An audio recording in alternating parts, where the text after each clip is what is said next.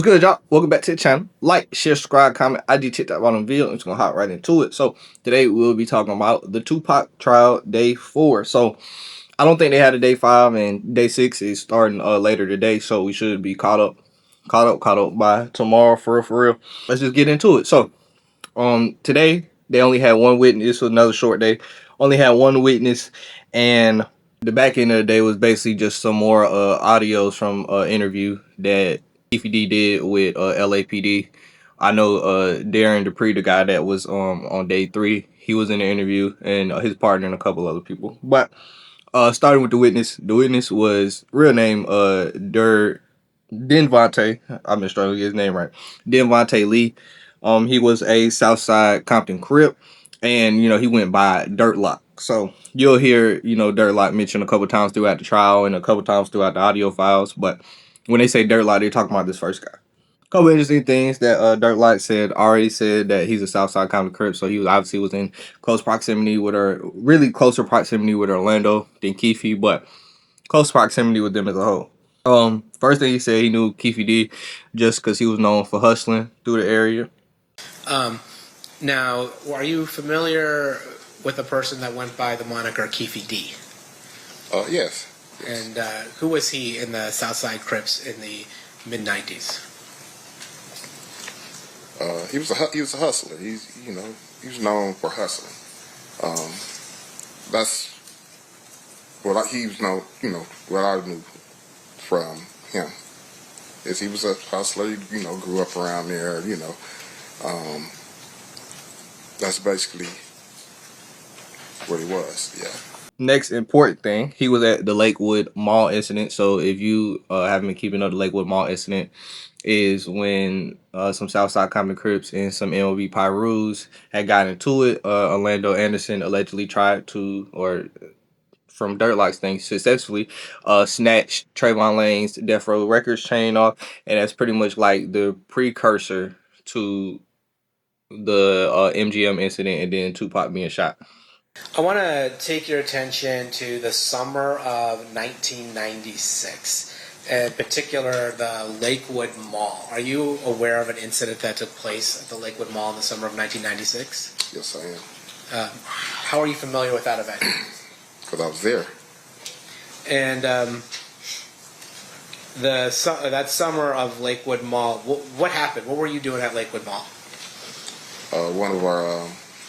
One of our friends, he was going off to college, and he had went up there to grab some things to get prepared for college. So we went along with him. And, do you know where the money came from for this person who's going to college to get these things? Yeah, Keefe was helping. Try to get he needed a lot of I don't know what college kids need really, but need a little TV probably, a little clothes and things of that nature. And Lakewood Mall's not in Compton, is it? Not at all. Is it fair to say it's about 15, 20 minutes away from Compton? Yeah, if that. And just so things have changed in the last 30 years. Of course. Back then, you couldn't order things on Amazon and have them delivered to your house, right? You actually had to go somewhere. I doubt it. I don't remember. So at the Lakewood Mall, you were there with other Southside Crip members. Is that fair to say? Yes. And it was Orlando Anderson one of the people that were with you? Yes, Orlando was with us. Okay. And then did you happen to run in that day into people from Mob Pyru or Death Row Records? Yes, we did. Can you tell us about that? We basically were coming from different sides of the mall, and we're walking towards each other. We basically seen each other simultaneously, and we noticed people. They noticed us. They kept, coming our way. We kept coming that way. And a couple of words was exchanged once it got close enough, you know what I mean? And that's when the fight broke out. So a fight broke out? Yeah. And by that, we're talking about people punching each other and tackling each other. Yeah. On the other side, were you aware of somebody by the name of Trayvon Lane there? Yeah, I was aware of Trayvon. Yeah. And in particular, there's talk about a death row chain or medallion hanging from Trayvon Lane's neck. Did you see that? Yeah, I seen. How about? Did I see the chain? Yeah. Yeah, I seen the chain. Okay. During the fight, did anything happen to that chain? Yeah, during the brawl, it came off his neck. Now, let me ask you something about the significance of a chain or something like that. Is there any special significance to taking somebody's chain? Yeah, I would think so. Yeah, well, yeah, of course. Can you explain that? I mean, that was their logo, and so it's like you taking that from them is, like you got something, to at least harp about or to say, hey, look, I took this. That's all it would be. Would it be considered disrespectful to rip somebody's chain off? Yes. How did that brawl end? Like what made you guys stop fighting? Oh well, the police came. You know what I mean? The police came, separated the parties. They didn't even try to talk to nobody or nothing. They just wanted to get the situation under control. Everybody just, leave. Just get out of there. So that's what they did. They came in, they separated us basically. We went our way, they went their way. Is it fair to say that Lakewood is a little different of a place than Compton? Yeah, somewhat, yeah. Yeah, it is. A little more suburban? A little more, yeah. Yeah. It is. And at that point, it sounds like that whoever the police was in Lakewood just was asking you guys to get out of there, right? Yeah, they just wanted to be, it's, in the mall. It's, families, kids, they just wanted to get it handled, situated, and get people out of there. Even though he was at the Lakewood Mall incident, he was not in Vegas with them for the Tupac thing because he was incarcerated at the time. Couple more interesting things about Dirt Lock. Dirt Lock is a snitch. I mean, he's a known snitch. Clearly, they talked about on the stand how he cooperated with the DEA in Hydra. Did you go to the Mike Tyson fight when Mike Tyson fought Bruce Seldon the weekend that Tupac Shakur got shot? No, I didn't. How come? I was incarcerated. It's fair to say that that incarceration began in July 8th of 1996? Yeah, somewhere around there. Okay.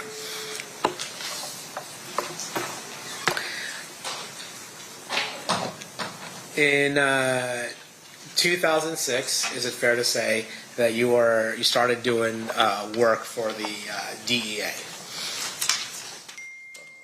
Yeah, Haida. Yeah, that you started doing work for the DEA. Yeah, Haida. Yeah, Haida. Yeah. Yeah. And is that after you got caught trafficking some? Yeah, Haida. Yeah, Haida. Yeah. Yeah. And is that after you got caught that you started doing work for the DEA? Yeah, Haida. Yeah, Haida. Yeah. Yeah. And is that after you got caught trafficking some drugs as well? Correct. Okay. And in the mid 2000s, you got 5 payments. Is that right? I think something like that. And that was for $2,000, $500, $1,000, $1,300, and $500 for a total of $5,300. Is that fair? That's probably fair to say. I don't know exactly. You don't remember, Yeah, but if I told you that, you wouldn't disagree with me. No, not at all. Okay.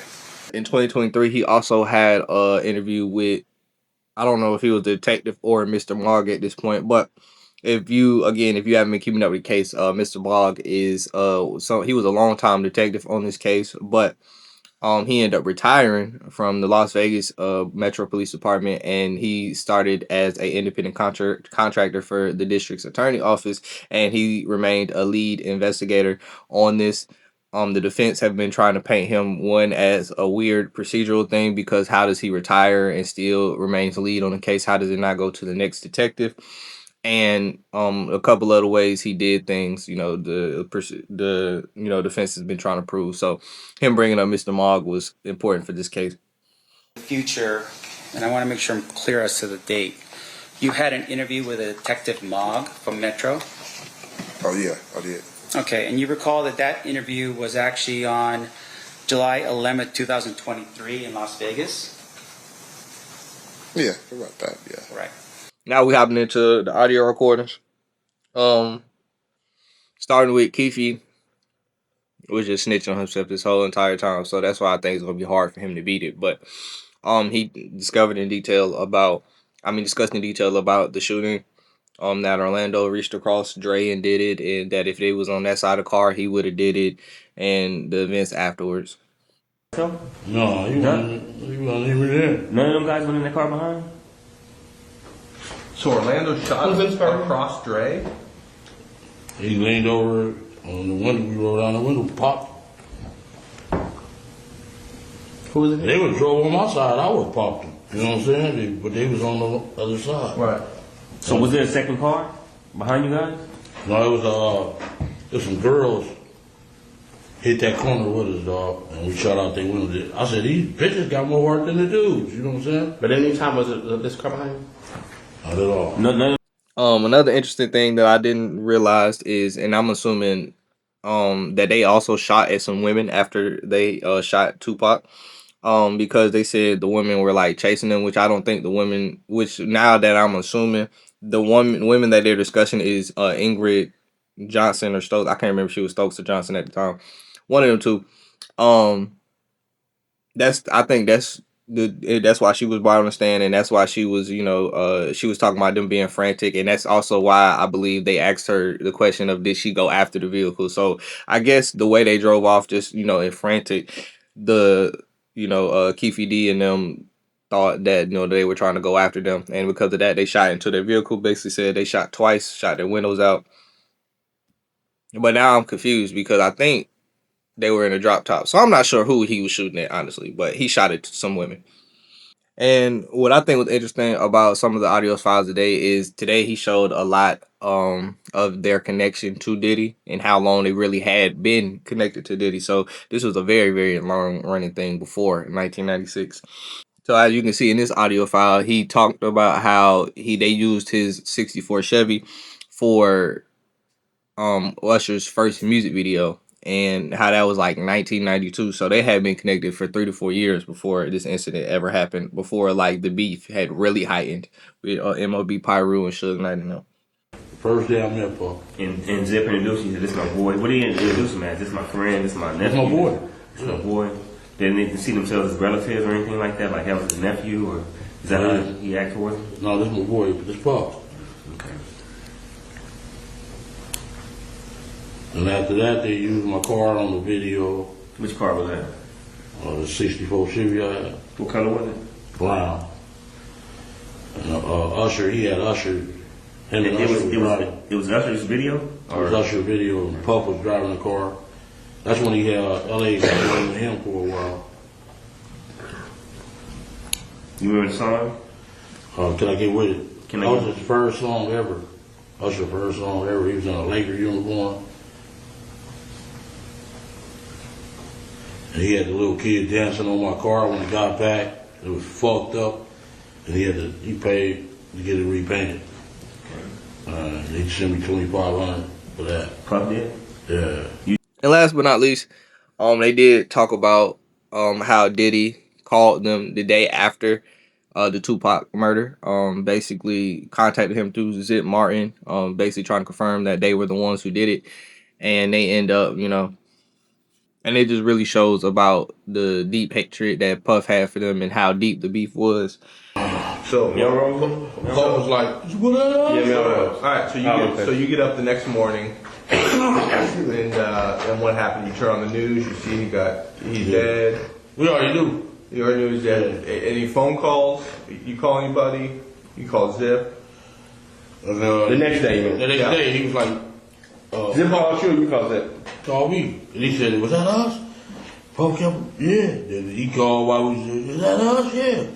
Wait. So Zip called you and said, is that us? Meet me at the hot wing place. I met him at the hot wing place. And, but you said the hot wing place is here in LA. Yeah. Okay, so let's go back to Vegas. So you're in Vegas, you wake up the next morning.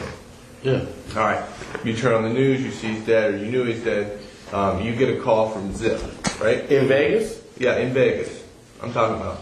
Walk me through that morning. Who called you, or what did you do that morning? The next morning, someone called you. Whoever was in Vegas, Right. from Vegas.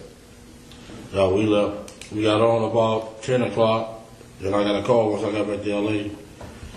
And he said, come meet him at the Pablo's place. He said, Puff, come on back. And he told him, yeah. Okay, so let's go back to Vegas. And I'm just really shocked that Puff didn't somehow get in trouble for this with all these things. So I don't know if it's because he was already in trouble, so they decided not to prosecute him or involve him. But it makes me wonder, though, if he wasn't in trouble, would they have tried him? But it ain't really too much more for day 4. That's really all I got to say, though. I think with this trial, it's just more of the same. I mean, you're getting Keefe, basically, we're getting a lot of, emphasis of Keefe telling on himself and things of that sort, and basically like the same story with the Lakewood Mall and it leading up to that and how Puff and all them was. So we get more of the same. I don't think the defense today gained any leeway on proving any points. I don't think the prosecution really did anything different, but that's what I gotta say. Like, share, subscribe, comment, ID, TikTok, bottom video, and we out.